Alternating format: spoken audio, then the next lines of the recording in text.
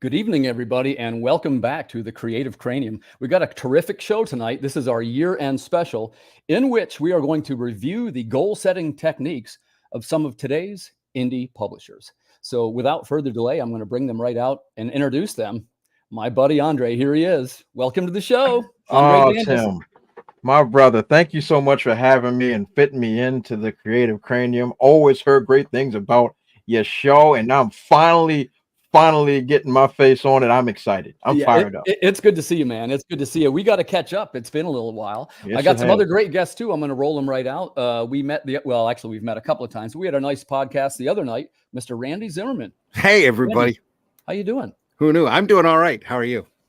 I'm doing great. Welcome to the show. Yeah, thanks for having me. Thanks for inviting me. Yeah, always a pleasure. Always a pleasure. And I see just backstage popping in. Here's Dimitrios. Hey guys, what's up? From Black Box Comics. Welcome to the show. What's going on, everyone? Hey, good man. It's good to see you, man. Good to see you. So, you know what? I got some questions I want to ask you guys. So we're going to jump right in. One of the things for publishers is I'm sure all of us have seen in the news this week. It is a challenging time for publishers. I'd say that's putting it mildly. So I'm going to start with Dre. So what is your take on this? First of all, there's a little bit of tumult in the publishing industry, but how do you plan to address your goals in 2024? That's a good question, Tim, because the publishing game has not been kind to us in this year, especially. So my, call it like it is, new strategy for 2024 is using a lot of the same platforms that we used in the past, still using social media, still using a lot of traditional systems that we've used over the last, I don't know, couple of decades or so, that still try to use it and try to build momentum all the same. However, with cost getting completely out of control, especially when it comes to printing of graphic novels and things of that nature, and also with diminishing returns, with sometimes because as the big two, or if you want to put Dark Horse in there, the big three, as they're having diminishing returns based on the quality of the work that they've been putting through, it's really been hurting a lot of things for a lot of bottom lines and a lot of quick side question. A lot of people, they would have you believe that the reason why sales are slipping on some of these big titles is that the writing is not up to par. And in some cases, the art, there's some art things too. Maybe we'll touch on that also. Do you believe that's what's affecting sales? So I believe this is actually twofold. I believe that the writing of, let's just use the big two just for the sake of simplicity, of Marvel and DC. Do I think it's taken a dip over the last couple years? 110%.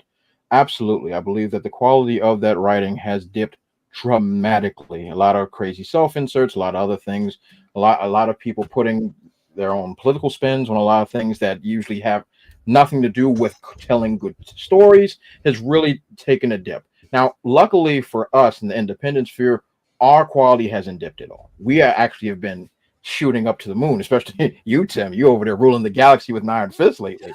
So all the good stuff that you're doing, because it's a testament to how the high quality writing that we in the independent sphere is doing. Because we don't have a whole bunch of major backers. We don't have bank bailouts and everything. Like, if our stuff is not good, we don't eat. All right, so we have to come up there with high quality stuff. So absolutely. So I think that's the main thing. The writing has completely dipped in every way, shape, and form. Second, I think the second thing that's really contributed to it is pretty much the same thing with the big two, is not giving the audience what they want, not showing the love and respect to the audience that's been here for decades and decades and decades. There's been a term that's been thrown around for quite some time now called the new modern audience, which is made up. It's not a real thing. The same audience that was there when Uncanny X-Men was running is the same audience that was here now. We want the same stuff that we love. We love good storytelling. We love good focus. The chasing of this white whale of the modern audience isn't a real thing at all. And all it's done is chase away all the people that have been down since day one. Modern book selling is in the absolute toilet. Outside of course, manga has exploded on a level that I have never seen in my lifetime. It's exploded because one thing I'll give the Japanese writers, they know how to tell a compelling and fun story and give characters that people really want, and that's what they're doing, and that's what American comics, unfortunately, has taken a huge step back in. And it Well, definitely contributes Americans to have it. always been a little bit fascinated with Japanese culture too. It's right with movies and monsters and that kind of thing. Let's keep this subject going, but I want to hear from Randy too. Randy, we touched on this subject the other night just briefly. And first off, I thought you did a really good job of being unbiased in these it's sort of a culture war, right? And I'm not particular on anybody's side. Nobody's particular on my side. So I do my own thing. I get the impression Aero Comics is the same way. You guys are doing your own thing. But do you agree with this assessment? Do you think the writing has dipped in the big two? Is it the art? What's your take on this? I will echo everything that Dre said 100%. I can't argue with anything that he said or any of his points that he made. Just 100% there. It's sad to see. I started printing back in '85. I've been self-publishing. I love this industry. I love this art form. This art is amazing. Form of communications. Manga really has been a slow climb because I was back there during the days of as Nausicaa was coming out and Ghibli was running. I remember those. Captain Harlock was great. The Professional, Go 13. I love those books. It's so fascinating to see sequential art from across the world, especially ones that I can read and understand. But the reason I think manga is as big as it is now has been a slow climb, but it's because they have been diverse and they've been out there hitting different markets and not afraid to test and play around. There's manga for fly fishing. There's manga for bowling. Right. There's every sport has got its own set of manga out there, and there's no reason why we couldn't have done that here, other than the fact that the direct market has had these blinders on for so long, mainly propagated by the monopolistic distributor who's gone to these retailers and said, you know what sells? Superheroes sell. That's all you want to sell. Yeah, because I want to talk about distributors too, and that's a part of our next question. So let's jump over to Dimitrios. Black Box Comics, man, you guys are putting out some terrific products over there. The first thing before we launch into your goals, I want to hear your 2 cents worth on this. Do you agree with this assessment? Do you think that the writing is down in the modern titles of the big two? There was also a little bit of a. Did you see this week there was a? I don't know if outrage is the right word, but the Cassaday cover. Everybody was claiming this was such a subpar artwork on this cover, to the extent that even other artists were taking a crack at it. So what do you make of that, Dimitrios? And do you agree with the two who spoke before you? I agree with everything they said. I mean, the market's all over the place. I think for us versus manga that they were mentioning, I think it's just a lot different. I think we have a lot more things being spread out here. Like we're very heavily focused on variant covers. There's a lot of online comic shops. So that's a lot less. What do you mean by that? What do you mean by a lot of outlying comic shops? There's just so many branches, I feel like, and we've broken out so much here with comics, Western comics. There's just a lot of focuses on variants. I saw something where the sales are up supposedly, but it's a lot of it is due to variants, and I think it said graphic novels. I think it was ICV2. Right. Posted an article about a month or two ago. Yes. So it's all over the place, and there's so many people involved in comics that everybody's a creator. There's a lot of publishers. There's more competition than ever, which is a good thing. But at the same time, I think you lose some of the people who were the normal buyers of comics as well, because there's so much competition. And in manga, there's a lot. I think it's a lot more affordable the way they have their structure to build their properties. You know what I mean? Their page rates, their just the way they just deliver everything. Their printing is probably cheaper. Right. I was going to chime in. That paper quality is a really, I hesitate to say low paper quality because I'm not disparaging it. I think it might be a smart move. And they pump up those manga makers like rock stars, don't they? Yeah. Yeah. But I think that everybody here now is just like catching up, keeping up with the Joneses, right? Like everybody's trying to have the highest quality paper and inks and colors. And so your costs just keep going up and you're trying to compete and stay in the market here. So it's just different. Yeah, it is different. It is different. So I think we all agree with the assessment that the time is ripe for the ascendance of the indie publishers. We all agree on that, right? Yeah. And look, I'm a little bit biased because I've got a horse in this race. I'm a publisher myself. But the truth is, I look at this landscape ahead of us and I see what looks to me a little bit like the big two fumbling the ball.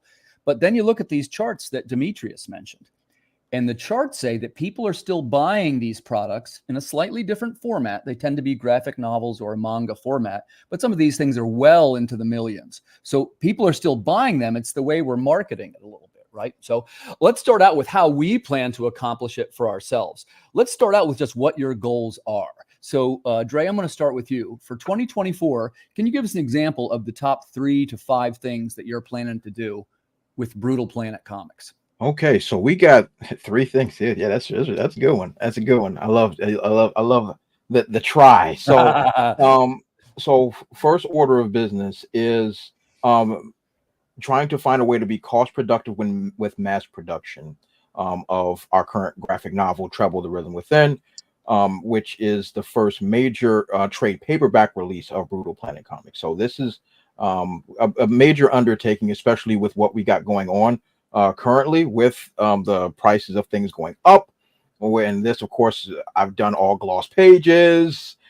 So it's over 242 pages. So it's definitely 242 pages. 42 pages, 242 pages. Wow. Yes, indeed. It is a compilation of 8 issues, an entire arc. So this is the first ever trade paperback coming from Brutal Planet Comics. So we released 8 total issues over the last, what year is this? 2023. So over the last 4 years, Gotcha. we released 8 issues, and they've done pretty darn well. So it's time to get to what I like to call the normie market, which is all the people that aren't big time collectors or not hardcore. I'll wait every couple months type of readers. The ones that want to sit there. There you go, Dre. That's the perfect customer, right? Now let me ask you, how do you plan to reach that customer? And that's the kicker there, Tim, because marketing ain't cheap. Let me be as clear as I possibly can. Marketing ain't cheap. And so this year, this is what I'm calling my foot soldier campaign. So I'm hitting up pretty much, I'm trying to get my ducks in a row. Actually, this week, I'm actually trying to get all in a row. I'm trying to hit up just about every con on the East Coast is what I'm starting in the spring, starting with Awesome Con, then heading down, I think is to MegaCon in the South, and then heading up to, then it'll be Baltimore, and then heading on to yeah, New cool. York. You'll see me in Baltimore. Wow. Hey, Yeah. Can I ask you a specific question? And Sure. by the way, I'd like to remind the group, sometimes I ask specific questions. I'm trying to learn it. Go for it. If there's something you don't want to disclose about how much something is, you don't have to do it. But please. So we both know that sometimes tables get pretty expensive for going to conventions, and I try to do double tables when I can. Can I ask you, how do you do it? Do you pay for all the tables a year in advance? Do you use the proceeds of the Indiegogo? How do you finance your convention schedule? So financing the schedule is pretty much, I've saved over the previous year. Usually sales from the previous year I use so I can stay in the black, as it were. Right. so that it's not coming directly out of pocket. So this will be from past proceeds, past profits, past whatever collected from Indiegogos or whatever the case may be, so that I can be able to fund this and still try to pull off a profit. Because like you said, Tim, these tables are getting expensive. It adds up, man. They're getting expensive year after year. I keep looking back. I say, wait, what? How much? Like, oh, well, we'll start at 150. Like, wait, whoa. Rewind. Like, what are we doing? So it ain't cheap, baby. It ain't cheap. You're right about that. You're right about that. So it's definitely a challenge with these and be as honest as I can, the economic struggles that's been going on throughout our region, our country, and everything trickles down. Every time the prices go up, everybody takes a hit, especially those of us that are independent. It's like I've been doing all these numbers, I've been crunching all these numbers, and now it's looking like every print of a graphic novel that's over 200 pages, if you're lucky, you're spending at least $19 to $20 per print. Oh yeah, that sounds close. You know what I'm saying? It's wild up in these streets to try to pull a profit here. It's a challenging time. Yeah, right? yeah. It's a different time. Let's jump over to Randy. Randy, same question for you, buddy. So 2024 is going to have some challenges, right? But we know that there's some faltering going on in the upper echelon of publishers. How at Arrow Comics, how do you plan to take advantage of this coming year? Well, the cool thing about this industry that I've seen in the last decade is how it is just really evolving really hard in a lot of very different and interesting directions. Can you give us a specific example? Corporate comics are faltering, independent comics are growing, crowdfunding is booming. Way up. Right. There has to be, and the retailers are having an even harder than usual time just trying to pay their bills. And there has to be a way to work with that and a way to get around that. And that's our Arrows. We're planning next week a large meeting with all of the folks to get together so that we can really talk about this. Arrow Comics, if you're not aware, is really a conglomerate of independent creators. Everything that Arrow prints, the creators own. Arrow owns nothing. And the creators are in charge of their own works and their own books. And we are under the Arrow Comics banner in order to self-promote and to brain trust, I guess would be the best way to describe it. Mm-hmm. And right now we are looking at trying to find some solutions because this market is evolving so much and everything is really shifting. And I've been in comics since the start of the direct market. And I retailed for over a decade. I know what their pain is, and it's even worse than when I was retailing. I mean, just exponentially worse. And there has to be a way to get around that and to try to help them out at the same time to make it and to survive. And we're looking at a lot of different options. And you're really, it's gotten to the point now, I think everybody's realizing that you're going to have to start thinking outside the box. That you don't have to fit the same format. We're not in Spiral Rex anymore, though I have one here that I love that reminds me of what collecting was like when I was a kid. Yeah. You know, we don't have to stay at that same size. We don't have to be slabbed. We don't have to do variant covers. We don't have to be this a 32 page or 28 or 24 and stuck. We're independent. We're the alternatives. And in this market, especially, you're going to have to look at taking some chances and doing some different things. And that's what Arrow is really considering. I mean, I've been looking at everything this last year, trying to understand all of the markets.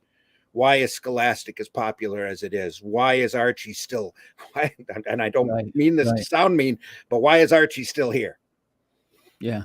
You know, and there's a reason for all of this. Why are there people out there crowdfunding, making $10,000, $100,000, $1 million campaigns? How did they do it? Why did they do it? There's reasons for all of this, and a way to there has to be a way to take their techniques and adapt it and evolve along with the system. I don't have a secret formula yet on what we're going to do. We're looking at different formats. We're looking at different versions of collectability. We're looking at different ways of crowdfunding.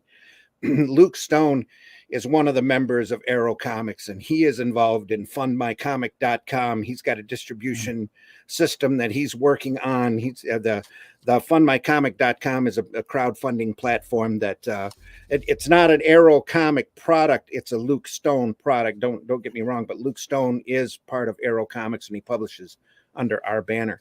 And that's really his baby, but we're making ground. I like what you guys are doing over there. We're trying to push in a lot of different areas, and the way we're able to do that is that we're all mixed in this together. And you'll see in the next year, we've got contracts that we're signing before the end of the year, where we'll be adding more books, more creators into Arrow Comics. We're going to be growing. We're looking for really great quality stuff that we can promote and co-promote together. I'm in the Midwest. I'm here in the middle of Michigan, and I plan on doing as many conventions as I possibly can. And you know, Arrow's been out in one form or another since '85, right? And we're not going away. You know, we understand everybody is having problems, and we want to help. We want to help entertain folks. We know times are tight. We don't want to have to raise our cover price. Every time we do, I kind of squinch just a little. What do you mean we have to charge $5 for this book? Comics were 15 cents when I was a kid. What's going on? And there has to be ways to get around that. And yet I understand the retailer's dilemma as well. They have to make money, and they have to have a product on their stands that they can justify the shelf space for. They got to make money. They have to make money. Yes. And that's really what we're looking at in the upcoming year. All right. Demetrios, let's jump over to you. Areas.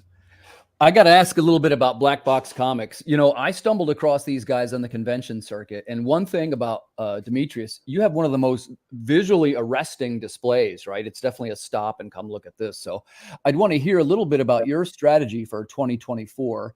And I guess what are the goals? If you had to list just 3 to 5, what would you say the goals are for Black Box for 2024? Definitely want to engage more with shops, because I've seen a bunch of shops. I mean, I don't know if you guys have seen, but several that have closed down within the last month or two. So it's very concerning. Yep. Well, now hold on. Let's slow down a hair there. So you say engage with. What do you have in mind? Well, I think for one thing, just industry wide, everybody should be following the shops. I mean, if you're a creator, you should be following at a minimum your local shop, but I would say all the shops who are supporting and buying your book and putting it out there for you. I mean, I just can't understand why every publisher or every creator is not following the shops. And I think that just helps with algorithms. You don't know how someone else might find them, through a like, through a message, a comment, whatever, right? A story shared. So I think that's one thing that the whole community needs to engage in a lot better than what we're doing. Especially when you look at like the big two, I don't even think they're following any shops. I mean, they're following celebrities, but they're not following the shops that are actually selling their books, which is crazy. So for me, I mean, I follow every single shop, whether it's Facebook, Twitter, Instagram, wherever we're at. That's genius. I love that one. So I think everybody should be doing that. And I think that would make a difference. How much? I don't know, but I think it will make a difference. I do offer on my website for people to buy books, but I always push people to go to the shops. I want the shops to stay open. That's part of the community. They're at the front lines. They're engaging new people constantly, who could introduce them to your books. So for me, I'd rather profit a little less from the website and have it go directly to the shops who continue to expand for us. You know what I mean? Because I think in the long run, it's about the volume. And I think that only way to do that is with shops being out there. I agree about the volume. I almost wanted to say that getting into the shops is what increases your volume, and your visibility, which is critically important. But I'd say it's probably not very profitable. Here's what I mean by that. In some of the cases with me, I give the books to the comic stores because it's a visibility thing. And the truth is, it's not very profitable for them. And, right. You're competing for shelf space during this very challenging time. When you, Black Box has how many titles now, Dimitrios? 13. 13, gotcha. So if you had, man, in your dream world, I guess you'd get all 13 titles in every shop in the U.S. I'm going to try, right? Yeah. And now I guess I'd ask this question too.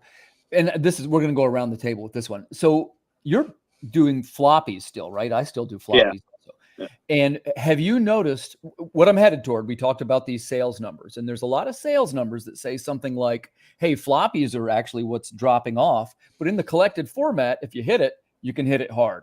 So I guess my question to you is, do you have trade paperbacks at the ready to populate the comic book stores? I don't have it for every single title. I have it for about half of them. Okay. And how many pages in your just average in the roughly trade? 120 maybe. Okay. So it's a good size book. Yeah. What are they, 4 or 5 issues that you collected them together? Yeah, it's 5 issues typically. Gotcha. I mean, we have one title that's like 3-4 issues, another one that's 6, or another one that's like 7. So they vary, but mostly 5. Gotcha. And do you have any of them placed now in comic book stores? The trades? Yeah.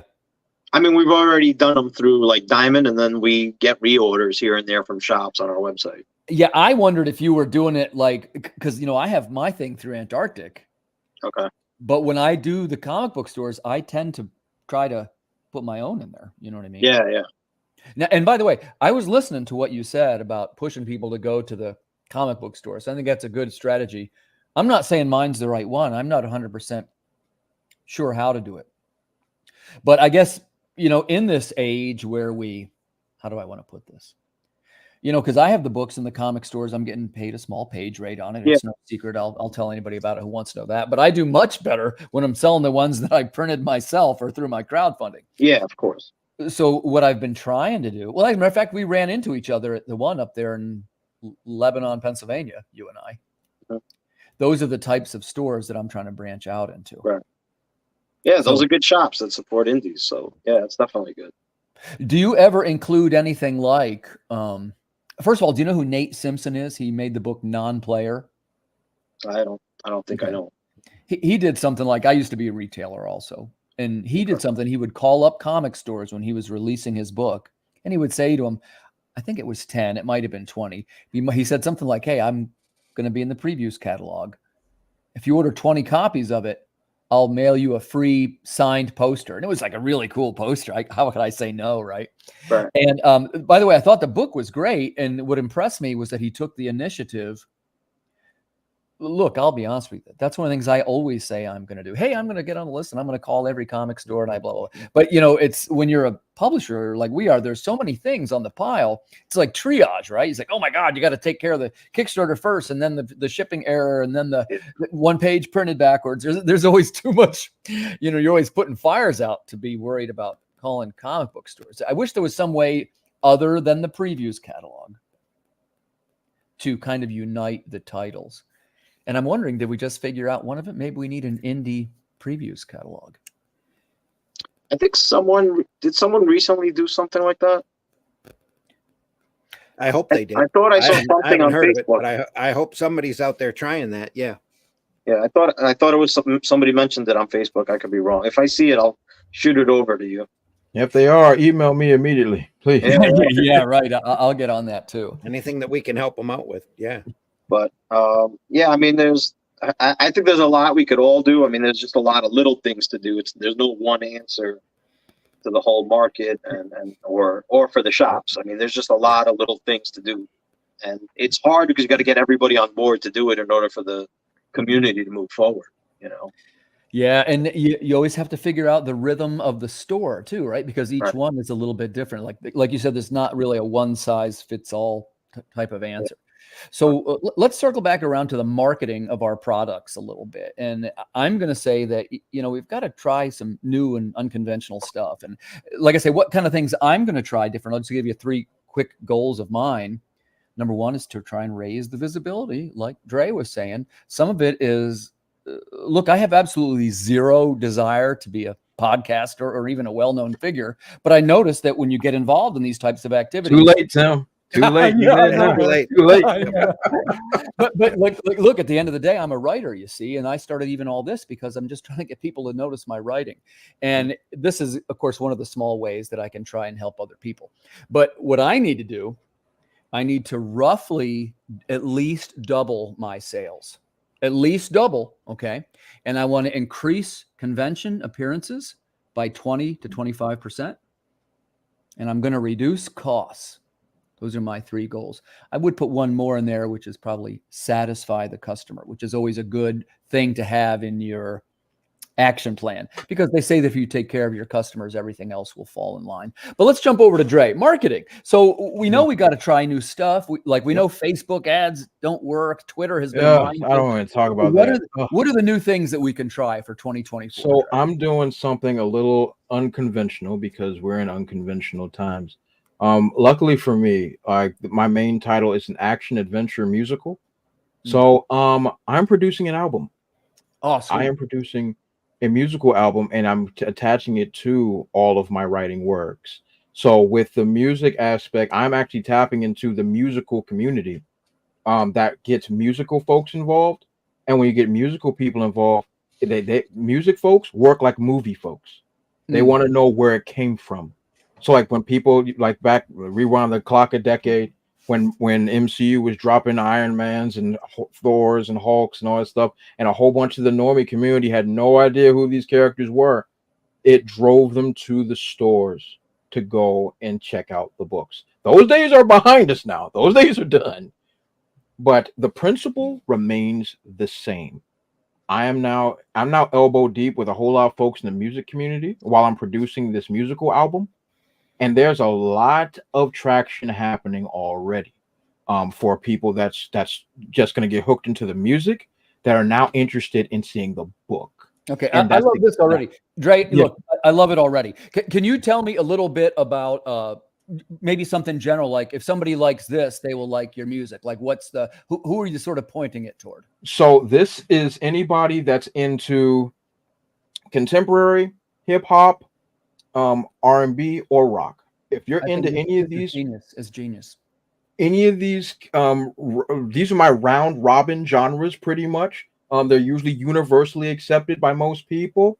If you're into this, you'll be in. If you're into that, you'll be into this. Like, and that's pretty much where I'm going with a lot of things, because Tim, like for all of us that's been in the game for a while, the like doing cons is great. It's one of my favorite things in the world. But what's actually even more fun for me personally are private comic shops. And me personally, my very first event, I'll never forget for as long as I live, was in Universal Comics in Lithicum, Maryland. It was a very small comic shop that was in the middle of a neighborhood. They rolled out the red carpet for me. It was the most beautiful experience I'd ever had in my life. And we spent a lot of time. I got to know the people in the neighborhood, sold a bunch of floppies. It was freaking amazing. So my strategy is get the musical people. In my case, I'm getting the musical people involved, because once they get that cracking, I'm like, okay, where did this song come from? Oh, it's from that book. Okay, let me check that book out. And I've already seen how the interest is growing from that aspect. And me, once again, it's a brigade to get back into the local comic shops. One of my favorite comic shops that I've been going to for decades, Alliance Comics, shout outs. It is my favorite comic shop of all time, and I'm going to make it my business to get back into doing events there and doing events all along my local comic shops, because I started off as a fan, as so many of us have. I started off as a fan before I even had dreams and aspirations of being in the business. I loved the business because I used to have all my creative dreams. I have countless floppies in my freaking collection in my sleeves. God knows how many, bazillions of them at this point, I'm sure. I got graphic novels out my ears because I love the business. And where did I go? My local comic shops. That's where I went to go get all my stuff. For those of us that's old enough to remember getting your allowance and then heading to your comic shop and then going and buying whatever is coming down the pipeline. In that spinner rack that Randy was talking about. Yeah, exactly. Yeah. So that's definitely my game plan. My game plan is to get into this music and to get back into locals. I wish you every success with that one. And I love the idea. You know, I'm a music guy too. I'm not going to talk about mine too much because it's about you tonight, but I love the idea. So I would love to hear more. So let's jump over to Randy. Randy, you've got a ton of experience, right? So you've been a retailer, so that gave you invaluable experience to know what kinds of things need to be done. But I guess one of our emphases for tonight is that we need unconventional and new things. Yeah. What do you got cooking, Randy? What can help us sell more books?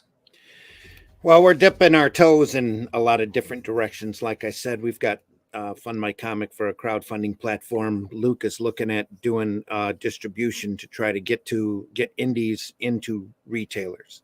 Specifically, Iron Age distribution is what he's calling it, and we're looking to be a part of that as well. As big Tell a us part about the of it distribution thing, because I am interested in the distribution. So, is Iron Age distribution some kind of a pun on replacing?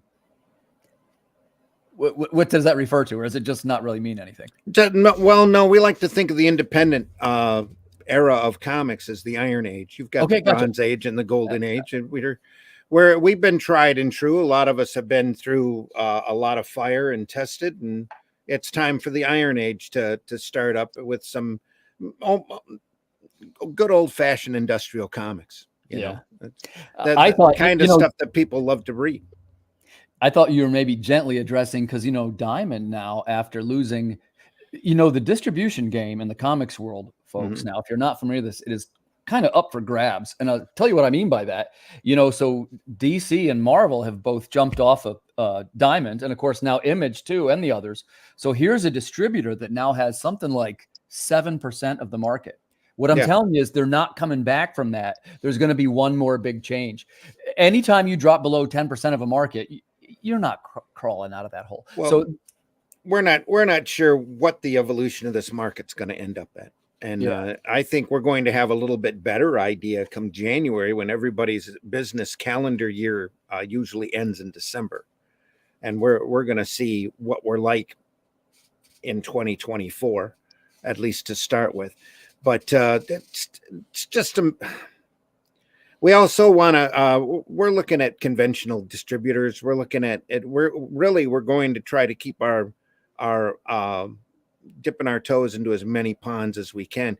You really have to be have a lot of different revenue streams anyway to make money in this business. It's just how badly you want to get invested in, and how much you're it's almost like a potential gamble going in that you want to spend in order to be in it. Sure. So we're out there looking in a lot of different directions, and we'll see what works. That's the big thing. What works. When you figure out what works, Randy, you come tell me. Well, see, that's one of this. It's keeping that's what I love about this business is trying to keep an eye on everything. Because, like, for example, if you haven't been to your local grocery store and actually picked up an Archie Comics Digest, you really need to do it. And if you haven't been to Walmart and looked at their point of purchase display for Scholastic with Dogman and Cool Cat Comic Club, you really need to do it. Yeah. Especially if you haven't read Cool Cat Comic Club #1, the very first one, you really need to sit down and look at that, because they are starting an audience there of kids to not to draw realistic comics, but to draw sequential art. Right. In the best way that they know how. And that book to me is just fascinating. And in my mind, Scholastic has done more for comics in the last 5 years than the other corporate companies have even bothered to try to do. Yeah. Just by gathering. And I used to teach cartooning after school and to kids, because I grew up on my drawing system is really a series of basic shapes piled together and then details added in, basic animation techniques. And it's really easy to teach to kids. And the one thing that I learned, that the kids started asking, well, can you teach me how to draw Dogman? And I don't know what a Dogman is. Well, you find out what a Dogman is. You find out what a Cool Cat Comic Club is. There's I got a couple of books over. There's like Barbara the Berserker that's out there, hardback book, fantasy girl with a sword and running through all this creative stuff. You found those at Sam's Club, and I had never heard of the title before. My local retailers never carried it. I've never seen it in the Diamond catalog. Maybe I missed it, but there's so many different way back when, they used to wrap bubble gum in comics. There's got to be. They used to offer these little tiny comic books in vending machines with the little bubbles. There's got to be a way to get back to that again, and to offer sequential art in as many different formats and ways possible. And the only way you're going to be able to do it is to start playing around, get to know a couple of printers, get to know a couple of publishers, and say, hey, what do you think if we did this? What are you going to charge me? How many do I have to order in order for you to be able to put this on your offset press so I can knock this price way down low? It really pays to get to know not just the business, every aspect of the business that you possibly can, but especially your local printer. Yeah. Oh yeah. And get an idea as to what'll work and what won't work. Because again, that slick cover, and we were they were just talking about trying to find the slickest paper that you possibly can. Maybe we don't need the slickest paper that you possibly can. Maybe there'd be a great opening there. I had a client that I created a a nature preserve that I created a set of superheroes for. We did a series of comics on newsprint that were incredibly inexpensive to do, that they literally gave away at their welcome center. They still have some copies. They had to order 3,000, 5,000. They weren't afraid to do that because the per unit cost was like through the floor. And that the format was a little different. It was a little thinner than an average comic. But let's see if I got an example of that here. I was really proud of that work. I worked for them for 4 or 5 years until the bug hit. I don't have any readily here, but I need to keep them handy. But that format is a different format, and it slips right into a magazine bag and a board. And I think it was about 16 cents a unit, maybe a quarter a unit to do. Wow. You know, there's a reason, if you're not familiar with Alterna Comics, there's a reason why they're out there printing the way that they are. You know, and to look at that and to figure out how that works, how they get it to work, maybe you could get it to work too, you know. Let me try to dig one up here and show it. All right, good. I'll say I thought you bring up a good point, which is that an element of this strategy, of course, is to reduce costs. Let's jump over to Dimitrios. Dimitrios, what's your 2024 look like? How do you plan to reduce costs, and what kind of new things are you going to try? Well, new things. I just actually kind of tried something new, but I'm going to try to expand on it further next year. And this might be something for you guys to try as well. I did a horror con for the first time. So I have a book called Devil's Dominion, Dream Master, Dead Detective, books like that fall into that genre that people that go to those shows would enjoy. So I'm planning to do a few more horror shows next year. Okay. There you go. Yeah. So I definitely did more shows this year than previous. Mm-hmm. So next year I plan to do even more if I could, but definitely ones that I've never done before. So you just got to keep hitting markets you haven't hit yet. One sec, we'll show that book. Go ahead, Randy. I'll put you on that. Here's the first book that we did. It's got a slick comic book cover on it. And the interior pages in there are newsprint, just like the old-fashioned Silver Age comics. Sure. It's printed offset. They ended up, well, first they printed 5,000 copies of this one, and then they went back for 2 more print runs of 5,000 each because they just kept giving it away, and it took off like wildfire for them. Wow, cool, man. So if you ever get a chance to see Treehouse Masters on Animal Planet, Treehouse Masters came out and built the clubhouse for the preservers at the nature preserve that we did. And they took they had a sculptor take all of the characters and do little 3D sculptures of their heads of all of the characters and stick them up into the treehouse that they made. Nice. But yeah, every character here is a representation of different conservation or preservation points that they wanted to get across to kids.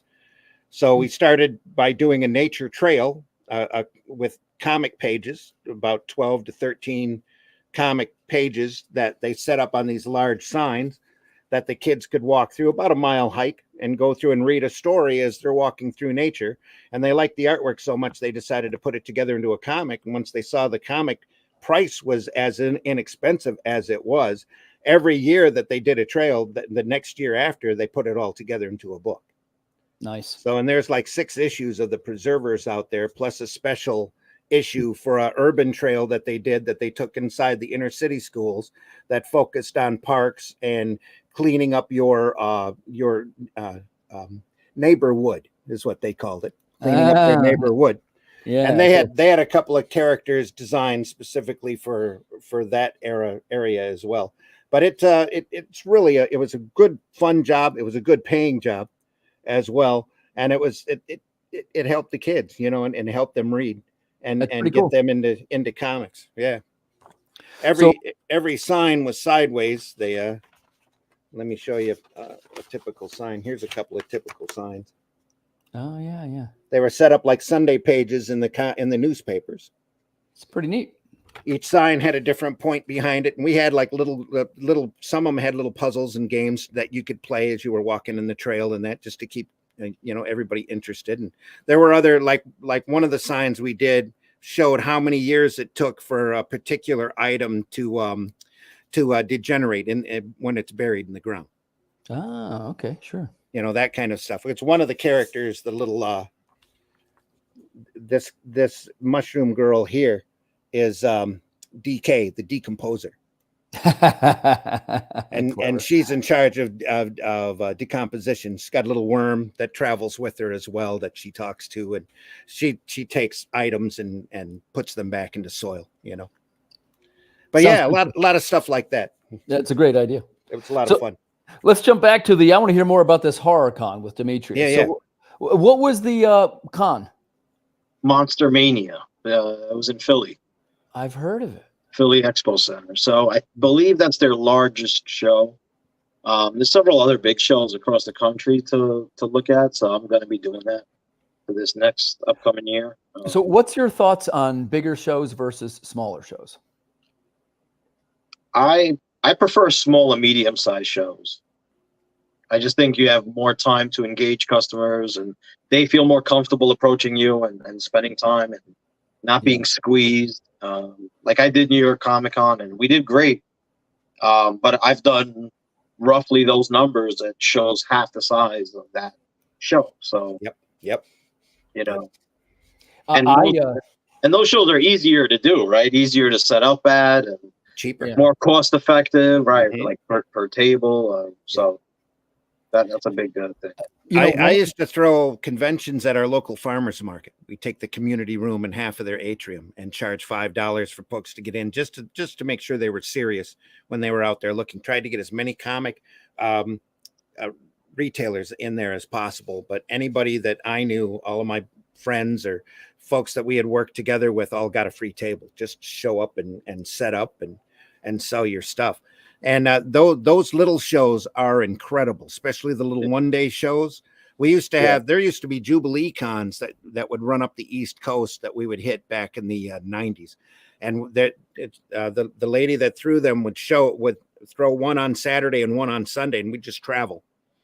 You know, we'd do the Saturday show and then travel to our Sunday show and then head back home. They were always so much more successful because it gave you more of a one-on-one with people walking through the door, gave you a chance to actually talk to people instead of them walking through and going, where's the cosplay display, or where's my favorite media guest? You were the big guest at those shows, that they'd walk by and go, look at this comic. Yeah. This is great, especially if you have a great display, you know. Dimitrios, when you do the Monster Con, I've seen your table before. It's like a quad table or something, right? Yeah. Did you do that at the Monster Con? Yeah. I mean, we had a corner table. So that's a by-time corner. I mean, I had the banners, the tablecloths. We had a nice setup. The Screamcast was the big thing there in terms of celebrities. There was not a lot of comic artists. I think there was maybe like 2 or 3 others. There was a lot of people who were doing tattoos at that show. And people at horror cons are collectors. Yeah. And readers. Right. And readers. Yeah. So like my horror titles obviously sold the most, like Dream Master, Devil's Dominion sold a lot. So we did really well at that show. Nice. And how many shows are you going to do in 2024? I would say I did at least 10 this year, so I'd like to up it if I could to like 12, 13 maybe. Gotcha. But that includes a lot of like local shows, which are much easier to set up at, right?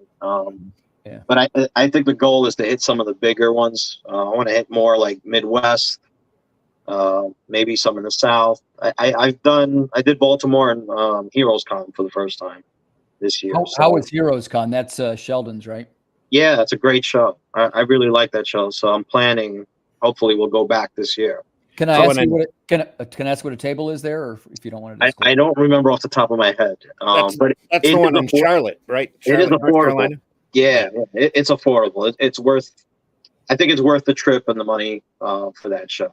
Yeah, it's a great con too because it's dedicated to comics. Right. Focus 100% on it. I mean, that's a great. I don't even know if they have celebrities at all. I mean, if they did, it was like they didn't focus on it.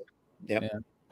Well, and I'll just add my quick 2 cents, and then we'll move over to Dre. But you know, Dimitrios knows this. We've spoken about this. I'm not sure it's the right move for me to do as many conventions as possible. And I'll tell you why I say this. Again, this is one man's opinion. Your mileage may vary. I've noticed that working with con promoters, the attitude has changed a little bit. And what I mean by this, it's all about them selling the table. Like, it's really hard to be a guest anymore. And it used to be about supporting the comics industry. And now it's just about selling the table. They just assume, and I said to Dimitrios, and again, I want people to make cool stuff. I'm not biased in some way, but you got the girl who makes the custom pet food, right? And then there's the kid who sells the manga stickers, and you get the idea. I want to be sort of with other creators. I'm not a snob or whatever. Look, I get it that there's carved glass figurines and these lovely things. They're beautiful, but I'm just not sure that, you're talking about a place where people just paid money to come in, and we're trying to get him to spend more money. I'd kind of prefer it if it wasn't all this other distractions, and I'm not sure it's good for the brand, I guess is basically what I'm saying. So I've started jumping into the water to the small one-day cons, which you guys mentioned. They tend to be on Sundays. I go in and out, and it's very intimate. And I think I do better time-wise and effort-wise.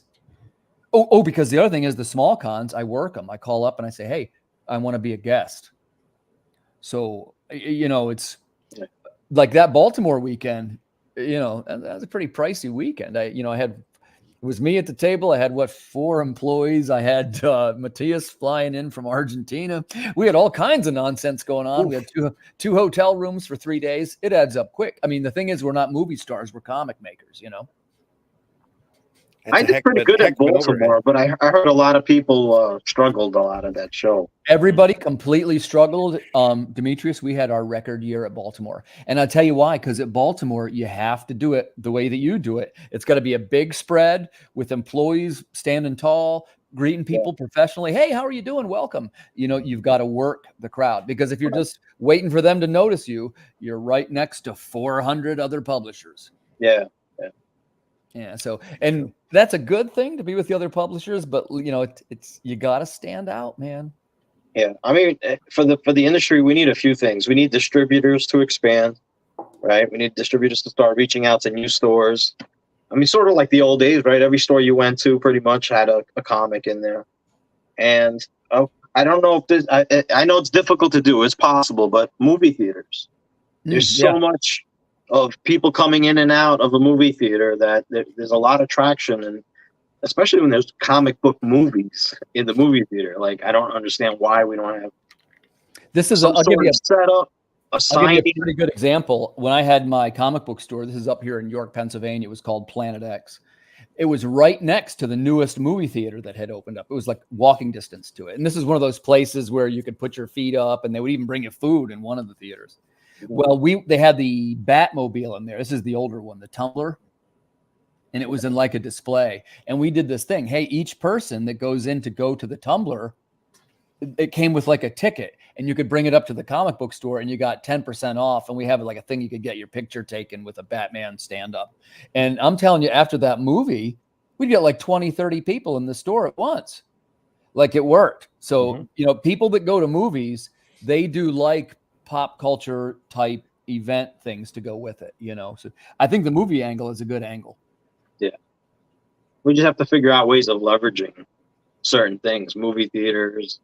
I mean, I saw, like, I don't know, maybe supermarkets, gas stations, right? There's so much people that are coming in and out of these kind of businesses that there's probably a way to take advantage of that and get some new customers. Yeah. I've been saying to people for the last couple of weeks, and this is probably already being done, and I'm just not knowledgeable enough, but to have some kind of indie con where we say something to the effect of, look, the table, to have it, maybe it's $50 a table or some really low amount so that everybody would sign up, just enough to cover the cost. Yeah. And then that would be all that it was. Like, it wouldn't be the guy selling root beer, and it wouldn't be, it would be publishers. And I would even say something like this.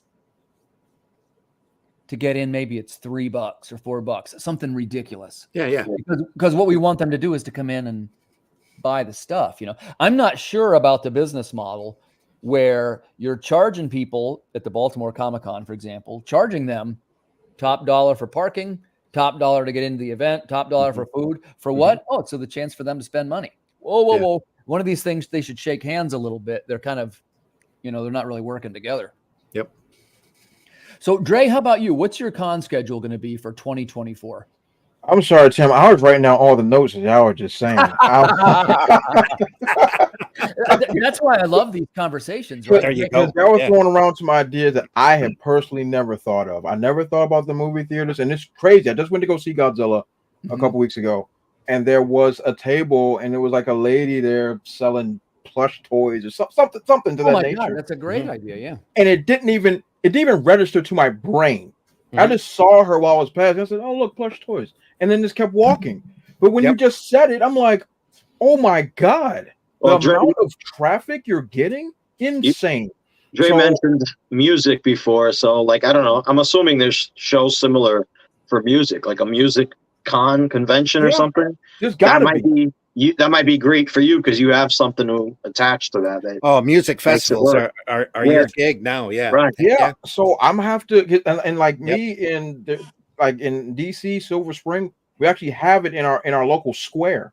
So and well, I guess that's technically booth rent is dirt cheap to actually do it. So this spring, that'll be spring, because they were doing spring and summer. So that's spring. I'm definitely be elbow deep doing the chicken dance while I'm there. 100%. You have a lot of those festivals that travel all over the place, and the table prices they're about the same as convention prices, but you'd be the only game in town. Yeah, I would selling comics, and no one's there. So I was putting that one never hit really my brain. Good there. Yep. And Tim's idea of an indie con might be the greatest thing I'd ever heard in my life. Too. Yep. So I definitely wrote that down because I'm just thinking about like where I could actually, because like I know people in the warehouse business. I know people that do things. So I'm thinking. Dimitrios said about, or I think it was Dimitrios said about the, I'm sorry, I forgot who brought it up, but somebody said about one of the rooms of the hotel. You can rent those. Maybe it was Randy, but the community room. Yeah, at our farmers market, we took the community room. They actually gave us a discount because they wanted. How much? Can we ask how much was that? How much was it? This was before the bug. They were charging me $500. Oh, that's a steal. Oh yeah. Then you had to rent tables. Yeah. That's why I only charged $5 to get in, but tables, if you were an artist, was $50. If you were a dealer, they were $75. Right. And I didn't have, as long as you keep that price low, nobody is upset. Nobody's mad, and everybody that comes through has a happy face. And we're in a farmer's market, and the farmer's market here in Flint used to be known for their variety of food. So we'd have folks come in, pay the price of admission, walk around the community room, and we curtained off half of the atrium as well and put tables over there. They'd walk through, and then they'd go eat, and then they'd come back and buy. And we'd give them a band or a stamp on the back of their hand, depending upon the show that we were doing. And there was a second floor up there, a little gangplank that we put the cosplayers up on. So while everybody was eating, we did a little judge contest, and gave stuff away. We had hourly door prizes where because at that point, Ollie's was Let's talk about that real quick. Since you mentioned the door prize, Randy, I'm going to let's do a quick lightning round about door prizes, because I have a suggestion. What we try to do is present solutions to people that are listening, and these could be for beginners or expert people. I have just started doing, I've been doing the CGC slabbed books for about a year and a half. And there's people on both sides of this collectible things. The books that I make are not particularly valuable. They're not key issues or anything yet, right? But they do look really cool in the slab, and it's a neat collectible.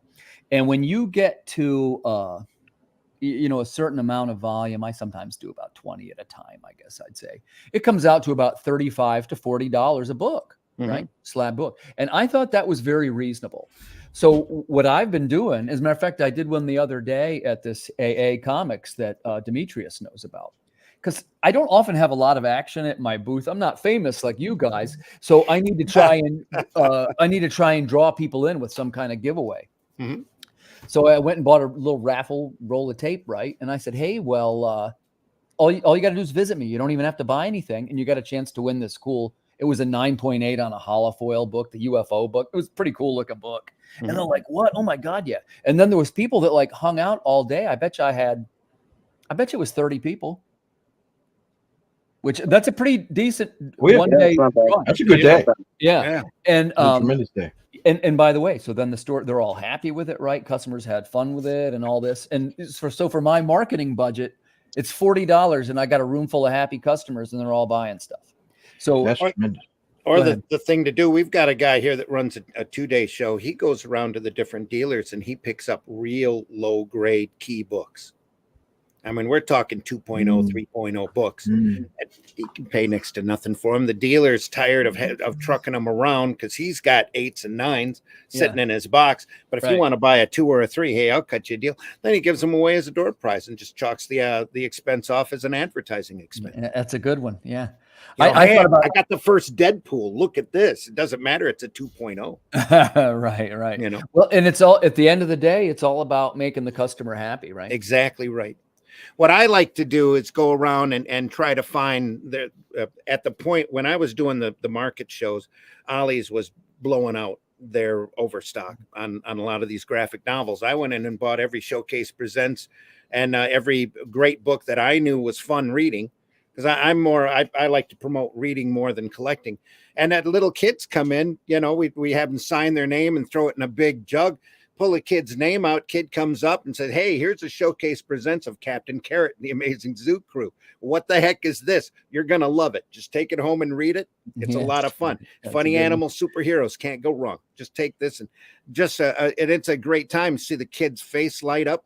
Oh, I got this big book. This guy gave it to me because I just, you know, signed a card and threw it in a bottle. But yeah, I think a lot of people need to do more local, small 1-day shows, community rooms, even at county fairs or wherever you can find little VFW hall. Libraries is a great night. I just attended one in September in a really oddball town. It took me 2 hours to drive to it. And it was a really small show, but he had a couple of big vehicles, genre vehicles, a Ghostbusters and a Batmobile sitting out in the parking lot, had people walking around in different costumes all day. And I sat there and sold my books and drew cartoons on a little dry erase board back behind me to show kids how easy it was to cartoon. It's a lot of fun. It was a great time. Hey, let me ask you guys a question, and please be honest with me, okay? We'll go around the room and I'll ask this question. So this came up. We were going to try and rent this IndieCon, and I didn't know about like the day rooms that were $500. So we were looking at some things that were like hotels, and they were what you'd call a banquet room, like you could have dinner in it, right? And it's also they tend to be right next door to where the restrooms are. There's like nice restrooms. There's a waiting area, and there's also like there's like a little bar, and it's around a little corner, but like if you wanted to go and grab a drink and a cheeseburger, you could, right? So a nice place for a convention. Yeah. This would be roughly, and now I'm talking about the city, so I'd be willing to see if you guys were interested in coming to a city like this. I was talking about either Harrisburg or Hershey. Hershey's not bad because it's very close to a place here, Hershey Park, lots of younger people. But you're talking about probably $3,000 to $4,000 for a level of quality for a room like this. That sounds like a lot, but if you start talking about man, I'm going to charge everybody $50 each and it's an IndieCon at 80 people, it's paid for. It's not even it would quickly be a done deal, right? So my question to you guys is this, starting with Dre, would you be interested in doing that? Yes, the answer is yes. You can just stop right there. I'm sold. But wait, could you make it to Harrisburg, Pennsylvania, let's say? Yeah, that's driving. That's like 4 hours from me. Because I'm in DC, so that's about 4 hours from me. Tom. Whereabouts in DC are you? So I'm in Northwest. So it's right. You wouldn't know the area. What am I doing? I know. It's do you know where 14th Street is? Yeah. So I'm off of 16th that leads to Georgia. So it's like I know exactly where you are. My daughter lives on 14th Street North. Oh yeah, you're nowhere from me. So so Hershey, Pennsylvania is about 4 hours. It's not even that far, dude. You could get to Hershey and it'll be a hair under 3 hours. A hair under. Yeah, but no, it's all about getting out of the city. Yeah, there you go. There you go. It's like getting out of the city. That's the kicker. Once I'm out of the city, we got Dre. An hour. How about Randy? Randy, is that something you could make if it was? I think I've done Harrisburg before. I think I did a Jubilee Con there years ago. Okay, gotcha. And but I traveled all up and down the East Coast at one point, and that's probably I was just going to look it up on my Google Maps. It's probably 6 to 8 hours away. Okay, at most. And Dimitrios, how about you? Is that something you would entertain? Yeah, I mean, I was already out there, right? So I could easily. Yeah. Well, and the reason why I say this to you guys is it's not necessarily a it isn't going to be too prestigious for the first couple of times. You know? Mhm. We got some good comments. I'm sorry I wasn't paying attention to the chat. I'm really enjoying you guys' answers. Right. I drove down to a one-day show at Bowling Green, Kentucky, which was about 9 hours, a 9-hour trip. I met Luke. Luke was coming up. He was heading north. I was going south, and we met kind of in between. I had some books to exchange with him anyway, and there was a con going on. So both of us did that show. It was a really informal, little small con, but we had a ball. It was just a lot of fun. Gotcha. Well, I'm always interested in trying to find ways to unify the indie community. You know, Yeah. Yep. We're all doing our own thing, and it just seems if there was a way to harness the power together, it would just be unstoppable. You know, Tim, I think an IndieCon may be the greatest invention in the history of humankind. Listen, I talked to the guy about renting the rooms. So I guess the first thing I'm doing is sort of tentatively reaching out. You know, it's funny, like you see these beefs with the convention things that I mentioned, and I keep saying to myself, well, I could do it better than that. You know what I mean? So, well, it's deceptively, it can be difficult only if you allow it to be. You have to really make sure you maintain it and keep it as simple as possible. Yeah. So 100 tables or so, a little party rental. You have them drop the tables off. You have them pick the tables up. And then all you have to do is worry about your setup and making sure everybody comes in fast enough and packs up fast enough so that they can get out the door. And that obviously when you're there, you have the best time possible. Right. You know, and but take care I of the think customer. that's really the way to go on a lot of these. And there are guys now down in Detroit. We have some big major cons that happen down in Detroit. There's sets of guys down there that'll do one day, what I call them paper shows at the VFW hall. They'll set up for one day, and you'll be on. I like those shows a lot better than the big cons because there's comics, there's magazines, there's paperbacks, there's any type of paper, you know, stand-up displays and all of that. You never know what you're going to find when you get down there. And a lot of these older dealers cleaning out their basement, just set up for a day and see what they can sell like a flea market. Yeah. You know, a lot of fun. That's a really good idea. Like, and it's blowing my freaking skull because I'm sitting there. I was like, why haven't we done that? Why have we not put our powers combined? You know what I'm saying? Like, that's a genius idea. We had a 2-day show in a casino. That was amazing.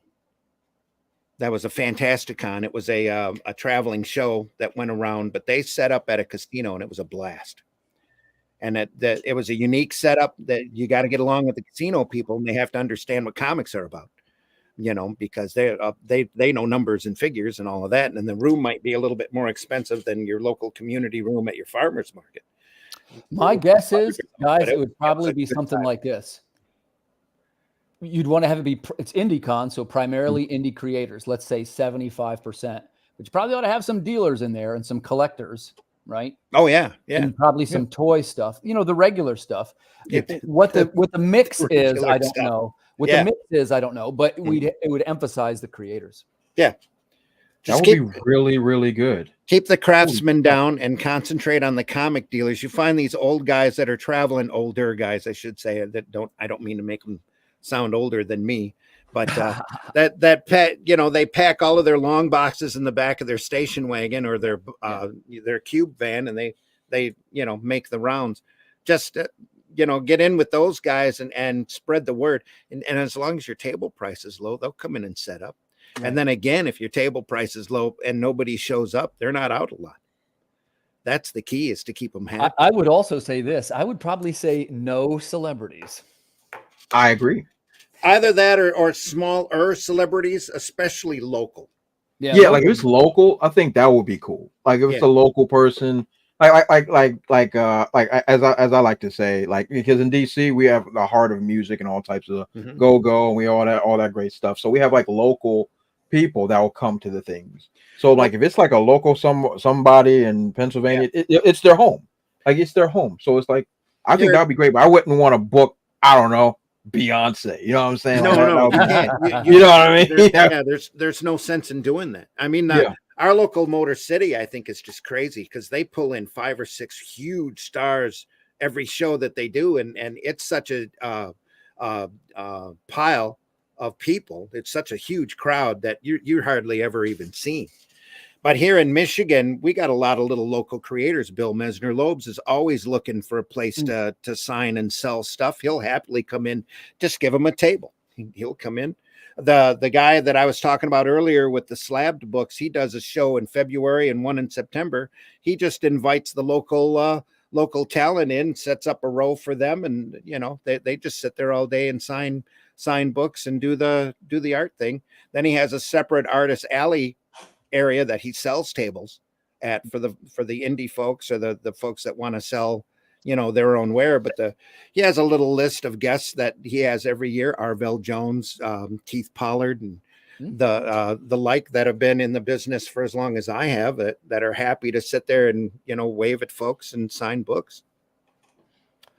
It's not that difficult to do, as long as you understand what you're doing. You keep your eye on the crowds and maintain order. That's that was why we were charging $5 to get into the farmers market, because anybody coming in, you don't want anybody just coming in that they can cause trouble. You want, if they pay $5, there's a sense of responsibility there that they go through and they go through and look and buy, and it's not so expensive that you've drained their wallet before they get in the door. Well, I'm interested in pursuing the IndieCon concept, so I will get with you three and we will develop this. But let's switch gears back to the product. We're getting into our last Sure. Sorry. So one of the things that I wanted to ask you guys, and I'm familiar with all your work, by the way, and I think you guys do terrific work. What I wanted to ask is, one of the elements of developing our audience is to make our products collectible, right? And there's many different ways to do this, different types of variant covers or logos, or everybody's got a different technique to make something more collectible. Signed, slabbed, sketch cover. Let's start with Dimitrios. What in 2024 could you do with your product to increase the collectability of it? I mean, I just started doing slabs. I just did some for Dream Master and Ninja Gaiden. And I saw that. I did metal covers for the first time. And those, I think I sold out of them. I might have one left. I'm not even sure. What do you sell? Do you mind if I ask? I'm sorry, I didn't hear you. How much do you sell them for? 60 a piece. Oh, good. That's really good, actually. Yeah, and they're all pretty much gone. And so I'll probably do a little bit more of that. And I don't know. I got to think of. I mean, I have T-shirts. You probably saw that. So I try to have like things to give away to people. I did mouse pads a long time ago. How about when you do your slab, you do yellow label too, don't you? They're signed. Yeah. I haven't done that yet. Mine are just blue. Yeah, I think all of them are slabbed with yellow, with the yellow label. And I try to get some of the other creators, like if I get to catch them, like Jonathan Hedrick. He was at what was it, Heroes Con, so we both signed Dream Master. Nice. So some of the other guys at New York Comic Con. So whatever. I mean, I try to do that now. Just trying to create a collectible market for it. That's a smart one, man, because as you know, people collect signed things. Yeah. I've found out that's a thing too. I'm still astonished when people ask me for my signature, but run with it, right? Tim, everybody's down with the signature. Yeah, like you'd be very surprised, because like just like any other work, just think about like any celebrity, whatever. Like they already bought the person's jersey. Like if you're at a sports game, like can you sign it? Can you sign it? Because it's like a mark of authenticity. Oh, English is hard. It's hard. It's like when I remember when I was doing a couple local joints and I was selling floppies, and they were like, "Oh, can you please sign it? Can you please sign it? Can you please sign it? Can you please sign it?" And I was like, "Absolutely, I can sign it. Yes, absolutely." Because putting that John Hancock on it instantly makes it a collectible in people's eyes. Right. Instantly, because now it's like, oh, I have one with the creator's signature. It automatically makes it special to folks. You embed that memory into their mind as well. They won't forget you probably for the rest of their life. Right. Yeah. So I would say this, the signatures value is in the eye of the beholder, right? Like it's all collectability is that. All collectability is. So Dre, we know about the signature things. You got anything else? What will you do to increase? You got the music. What else would increase the collectibility? So we got the music, we got the signatures, and of course, like something that's so simple, but it's one of the greatest things ever: bookmarks. Oh yeah, bookmarks I did those. Yeah, are the freaking. It's a gold mine. Everyone loves a bookmark. God knows I'm a sucker for bookmarks. You tell me that a bookmark comes with a book, you have my money. I am that guy. So this, for the new campaign and all these other things going forward, I'm making brand new custom bookmarks for the books. I really, really love them. They came out really, really well. I really, really enjoyed it. So bookmarks, signatures, in my case, the musical angle, all of these things are collectors. And like me, I come from a different generation than the newfangled kids and all that stuff.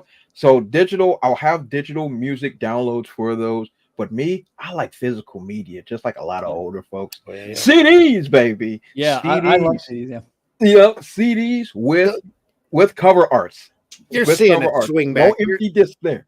You're seeing that swing back, though. There's a lot more vinyl collectors now than what there were 5-10 years ago. Yep. I started collecting DVDs again. I had sold my whole collection. I'm so dissatisfied with streaming. I'm going to trash. Yeah, it's The quality is garbage. We call it HBO blurry. Yeah. Oh, yeah. So let's jump over to Randy. I don't think we heard from you. So ways to enhance the collectability of the item. So we talked about signed, we talked about metal, we talked about music. What can we expect from Arrow Comics in 2024? I have a campaign coming up for a title that I did back in the 80s. That's a funny animal science fiction series called Tales from the Universe.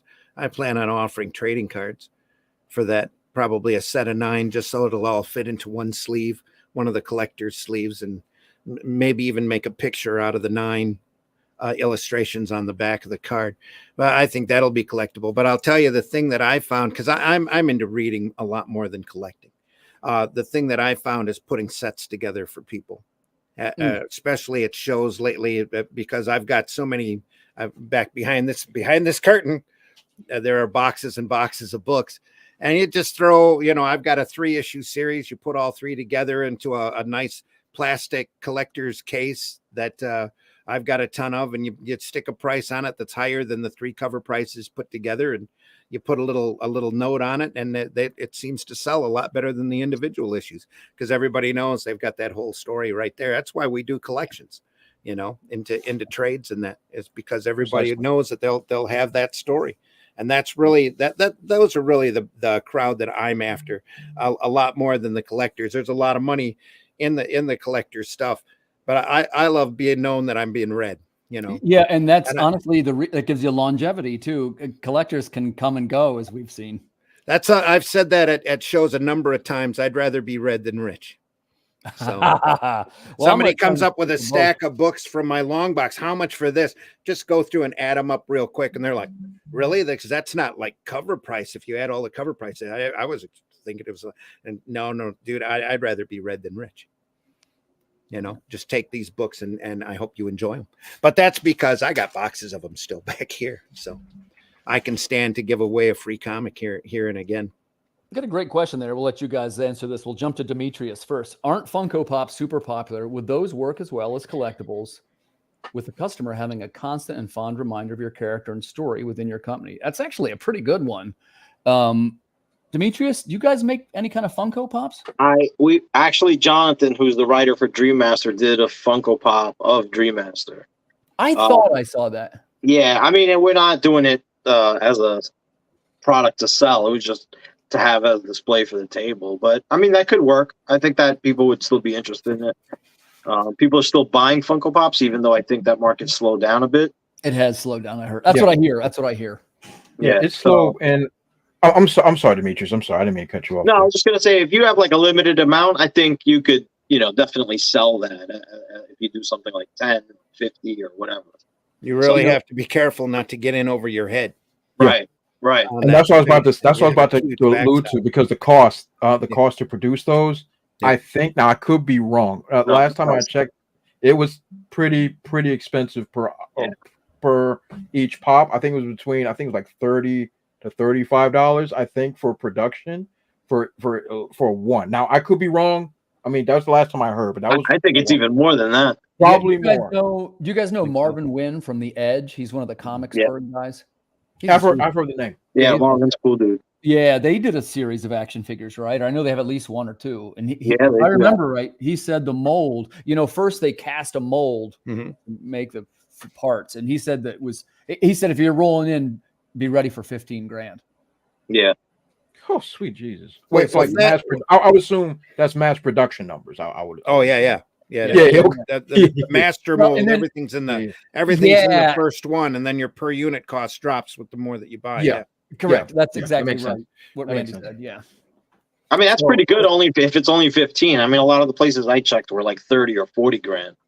Yeah. To start. So the collectibles like that really runs in waves and fads, and you never know what's going to catch on and what's not. And when, like, for example, Funko actually makes an announcement that they're destroying millions of dollars of their overstock, that wave has probably crested. Yeah, it's the Atari and you syndrome. need to really, exactly. You really need to be cautious as to, investing in, or you'll end up getting something that goes the way of the Pog or the Beanie Baby, and just you end up over your head in costs on stuff that you can't even give away. Right. So gotta be careful. These have been some great answers, guys. I really appreciate you sharing some of your knowledge here with us. Before we get ready to sign out, let's take a quick look at some of you guys' products and tell us a little bit where we can find you. Let's see who I got up on deck here. Oh, that's Treble, the Rhythm Within. How'd that get that's there? From Andre. That's over there on Indiegogo right now. Call to action. We've been hearing about the music. We've been hearing it's 250 pages. Right? 242 pages. That's a whopper. Yeah, you guys got to check this out. That sounds like a terrific project. It's a nice thick book. Oh, yeah, it's thick as cold grits. Yeah. Well, I wish every success there with that, Andre, too. Oh, man. Thank you so very much. But this has been a passion for many years to actually get this trade to actually be completed.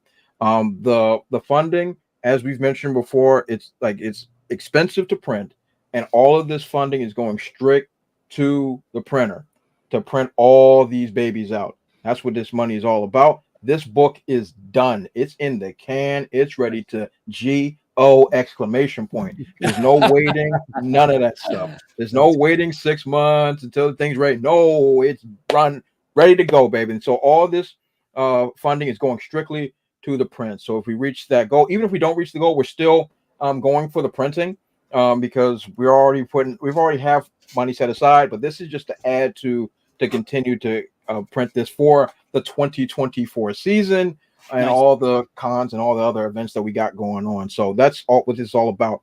The tier list, I wanted to make something for everybody.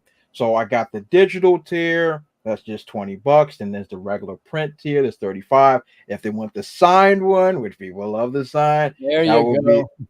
That'll be a $40. Then there's the digital music pack version. Yes, indeed. So this comes with the digital book and the sample soundtrack with the full album coming out soon. Hopefully by the time spring hits.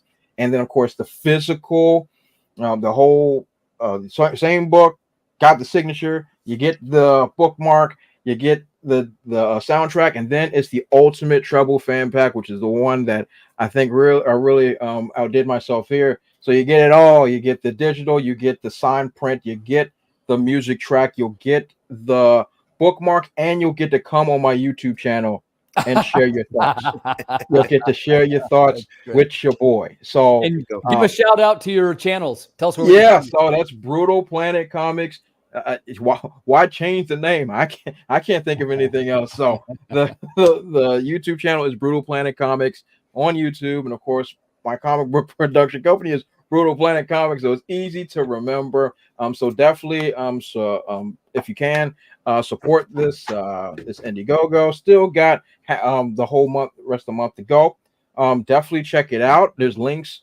I'm sure they'll be in the description section below. I'm sure Tim will throw those in there to check it out. Thank you, Jack. I appreciate that. I think, am I correct? That might be our buddy Brian, who I can congratulate him. He's getting ready to put his first book into production this week. That is tremendous. Cool. Congratulations, my friend.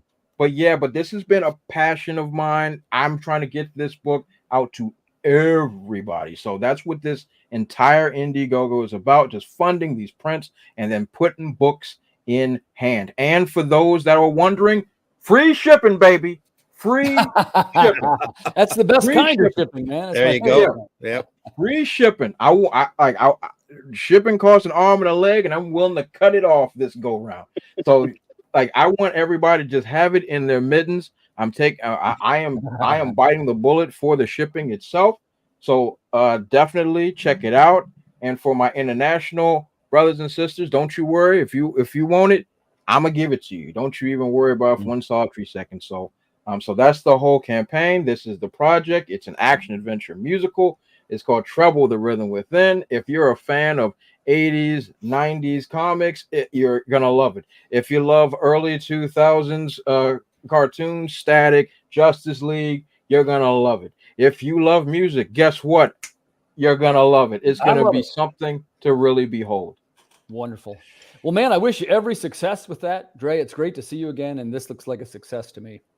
Oh, thank you, Tim. Thank you for having me. You're welcome, man. Yeah, it had been too long. Hey, it's always a pleasure to see Randy too. Arrow Comics putting all kinds of quality products out into the world. One of the strongest teams in the indie market right now. Randy, tell us a little bit about where we can find you and if there's anything you want to promote. Arrowcomics.store. You can go over there now. Anything offered at arrowcomics.store is ready to be shipped immediately. This is the stuff that's done, that's warehoused, that we've got on hand, that we want to get into your hand, and it's all available. We have a few unique PDF files over there, a couple of the older books that I've colored, and that we have available for sale as well. And there's a wide variety of books. You really have to go over and take a look. Not all of them by me, some of them by me, but not all of them by me. But books like Hero Bot Zero are over there. There's 2 issues of that. That's a 3-foot tall giant robot who likes to fight large monsters and defend his city as long as he can do it on the clock and get time and a half for overtime. Paragon, which is a great superhero story that I wrote, with artwork by J.R. Harris. It's kind of a modern Superman character with a great twist ending that I just love. Everybody who reads it is really surprised at the end. Calico Shard, which is a great fantasy story with artwork by C. Michael Lanning. A talking cat, elf that likes to collect things, Amazonian centaur warrior, a barbarian chauvinistic fairy, and an old wizened wizard, because every fantasy story has to have the old wizened wizard. I like that art style. Oh, it's great stuff. And soon The Fool will be over there. We ran that over at Fund My Comic, and we've got copies of that book. Well, we don't want to put it up in the store just yet, but it'll be up there here really soon, probably before the first of the year. That's the adventures of a urban vigilante guy who's dressed in a crazy outfit. I like to call him the rodeo clown of justice, who goes around and fights crime with practical joke weapons and a dumb sense of luck and a dry wit. And the police just want to get him off the streets before he harms somebody or harms himself. So it's a great self-contained issue. It's a lot of fun. Just a great book. Lots of other stuff over there as well, and there's a lot more coming in 2024. Go and check that out, everybody. Check that out. Yep. Good stuff.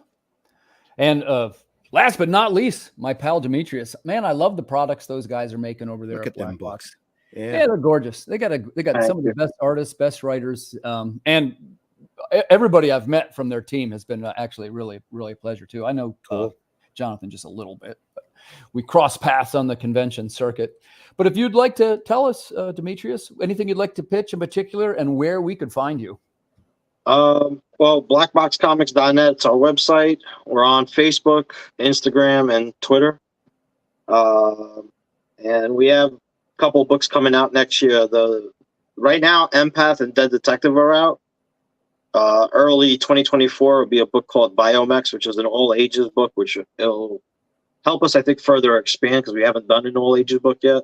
So I think. Hey, are you nervous about that at all? I know that is a. No, I'm excited. I'm excited about that. I mean, I don't expect everything to be a home run. Everything's going to have its own audience, and it'll just bring in a new group of people that come and enjoy your book. So I'm excited that I think new people will be coming towards this book. Well, and that's what we said. We want to try new things in 2024.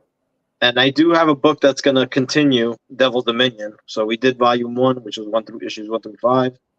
So I have issues 6 through 15 ready to go. So that'll be out next year. Sweet, sweet. Well, man, your 2024 is looking pretty strong. Yeah, we're booked. All right, perfect. Well, look forward to seeing you on. Got a bucket list. It's got to get done.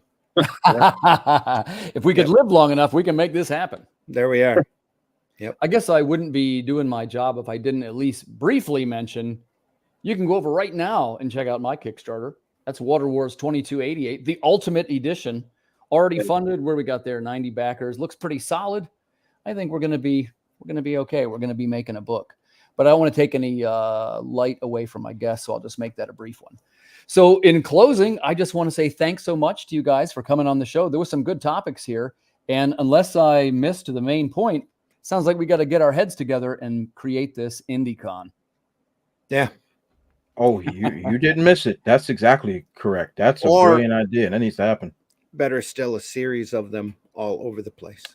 Better national. We are Raise all the over. roof. So, I'm and with really, it's not as difficult as it sounds. And if anybody needs to have a consultant on that, I am available. So I'll tell you how I did it. It's not difficult. It's not difficult to do, as long as you have if you have a venue that's friendly and understands comics and wants to have you in there. Because the big thing when I did them at the market was that they knew there were people that were going to come and cosplay, and that the regular folks just coming into the market, you see their eyes get real big and they don't know what's going on. We had an entire family. This is how cool it is. We had an entire family come in dressed as the cast from Black Panther. Nice. Just amazing. Cool, and they took so much time with their costumes. Nothing like seeing a little kid, little Shiri running around. And it's like, I looked at her and says, you look just like Shiri. And she looked at me all pumped up and says, I am Shiri. And it's like, you are. And we have some like Star Wars droids that were running down the aisles and all of that. Nothing compares to it. And it's a great, great way to show the love and passion for comics in general, and how great this art form is to go out there in the public and run a little one-day show where everybody can see you. As long as everybody is, like I said, you have to be careful about maintaining order. Nobody gets out of hand. Nobody gets too crazy or anything like that. It turns into, keep it a party, and it's a real fun time. Well, I'll have you for security, Randy. I had a group of folks there, but yeah, I was the one running around all over the place, making sure everybody was happy. So yeah, nice. The only problem I had, sorry to take up your time, but the only problem I had is I had a guy come in dressed as the Punisher that was carrying real weapons, and I had to. Oh, you can't do that. I had to tell him he couldn't be here. But yeah. Well, I just want to say thanks to the viewers for tuning in. We're going to skip next week because it does land almost on Christmas Eve, but we'll be back before the end of the year with the end of the year countdown, where we're going to review some of the top indie creations of the year. This has been an episode of the Creative Cranium. We'll see you guys in 2 weeks. Good night, everybody. Take care, everyone. Thank you. Appreciate it.